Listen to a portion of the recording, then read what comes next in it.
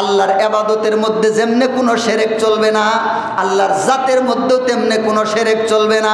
ও মুসলমান ভাইয়েরা আমার, তবে এখানে আরেকটা বিষয় আছে। হুকুম দেওয়ার, বিধান দেওয়ার মালিককে? আমাদের কোর্ট কাছারি, আদালত, পুলিশ, আর্মি, বিডিআর যা আছে, আমাদের দেশের আইন বিধান, মুসলমানদের বিচার কার্য কি দিয়ে চলবে? আল্লাহর এই কোরআন দিয়ে চলবে। এটা হচ্ছে ইসলামের বিধান। এবার যদি কেউ কয় গণতন্ত্র, তন্ত্রমন্ত্র, সমাজতন্ত্র, তারপরে যত তন্ত্রমন্ত্র আছে, কোনো মুসলমান যদি বলে যে কোরআনের বিধান আমি মানি না, আমি গণতন্ত্র মানি, তাহলে সেও ওই রকম কাফের হয়ে যাবে। যদি কোনো ব্যক্তি বলে আমি আল্লাহর কোরআন মানি না, আমি গণতন্ত্র মানি, আমি আল্লাহর কোরআনের বিধান মানি না, আমি ব্রিটিশের বিধান মানি, আমি আল্লাহর কোরআনের বিধান মানি না, আমি আমেরিকার বিধান মানি, তাহলে সে সঙ্গে সঙ্গে কাফের হয়ে যাবে। এটা হচ্ছে শিরকে আকবর। শিরকে আকবর করার কারণে মুশরিক হয়ে যাবে। মুশরিক হয়ে গেলে সঙ্গে সঙ্গে কাফের হয়ে গেল, আর কাফের হয়ে গেলে বউটাও তালাক হয়ে যাবে।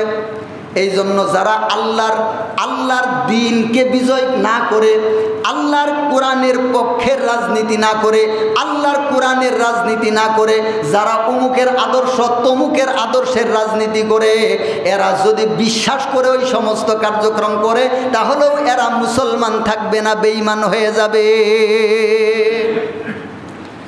কোন তন্ত্রমন্ত্রকে সাপোর্ট করতে গিয়ে আল্লাহর কোরআনের বিরুদ্ধে যাওয়া যাবে না।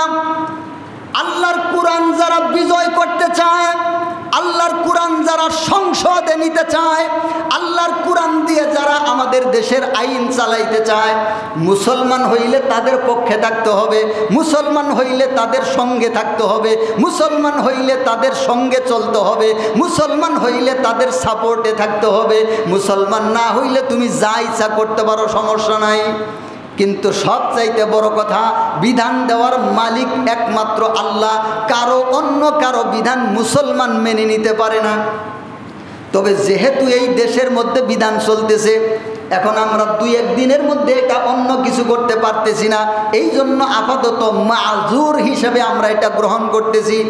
কিন্তু আমাদের মূল টার্গেট থাকবে আল্লাহর কোরআনকে সংসদের মধ্যে পরিচালনা করার জন্য ব্যবস্থা করে দেওয়া। সুবহানাল্লাহ।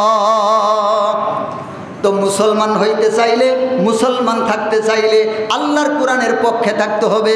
মুসলমান হইতে চাইলে, মুসলমান থাকতে চাইলে আল্লাহর কোরআন যারা বিজয় করতে চায় তাদের সঙ্গী হতে হবে। তন্ত্র মন্ত্রের সঙ্গী হয়ে আবার দুনিয়াতে মুসলমান থাকতে চাও, এটা সম্ভব না। বিসমিল্লাহ বলে যদি কেউ মদ খাওয়া শুরু করে, তাই বলে মদ খাওয়া হারাম হালাল হবে নাকি? কথা কয় না কেন? বিসমিল্লাহ বলে মদ খাইলে যেমন মদ হালাল হয় না, তো বিসমিল্লাহ বলে যদি কোনো ব্যক্তি আল্লাহর কোরআনের বিপরীতে চলে, তাহলেই সেটা হালাল হবে না। আল্লাহর কোরআনের পক্ষে, আল্লাহর কোরআনের বিজয়ের জন্য মুসলমান কাজ করবে। যদি কেউ বিপরীতে যায়, এটাও হচ্ছে শিরক। আল্লাহর বিধানের মধ্যে, আল্লাহর জাতের সাথে আল্লাহ যেমন বিধান দিতে পারেন, উমুকেরাও তেমন বিধান দিতে পারেন। বিধান দেওয়ার মালিককে। আর আমেরিকার বিশ্বাস, গণতন্ত্রের বিশ্বাস হচ্ছে বিধান দেয় মানুষেরা। যেমন আমাদের দেশের মধ্যে যেই সমস্ত দেশে গণতন্ত্র আছে, গণতন্ত্রের যারা এমপি মন্ত্রী হয়, ওরা সকলে মিলে সংসদের মধ্যে বসে বিধান করে, বিধান তৈরি করে, আইন তৈরি করে। আইন দেওয়ার মালিককে। আমাদের আইন আছে না নাই? মুসলমানের বিধান আছে না নাই? মুসলমানের আইন আছে না নাই? এবার যারা বিধান বানায়, এবার যারা আইন বানায়, ওরা এবার আল্লাহর চেয়ারে বসছে। নাউযুবিল্লাহি মিন যালিক। এবার যদি আবার ওদেরকে কেউ সাপোর্ট করে, বলেন তো এর ইমান আছে না কি গেছে? অর্ধেক গেছে না পুরাই গেছে? জানি না মুসলমান কোন দিন বুঝবে। এই জন্যই তো আমি বলি, বাপ মুসলমান, দাদা মুসলমান, নিজেও মুসলমান, চলছে মুসলমান। বাপ মুসলমান, দাদা মুসলমান, আমিও মুসলমান, চলছে মুসলমান। কিন্তু মুসলমানিত্ব কাকে বলে, ইসলাম কি জিনিস, ইসলাম কাকে বলে, কোরআন কি জিনিস, ইসলাম কি দিন কাকে বলে, এইটা অধিকাংশ মুসলমান জানে না। এই জন্য আরেকটা কথা আমি বলি, এরা হচ্ছে হাওয়ার মিঠাই মুসলমান।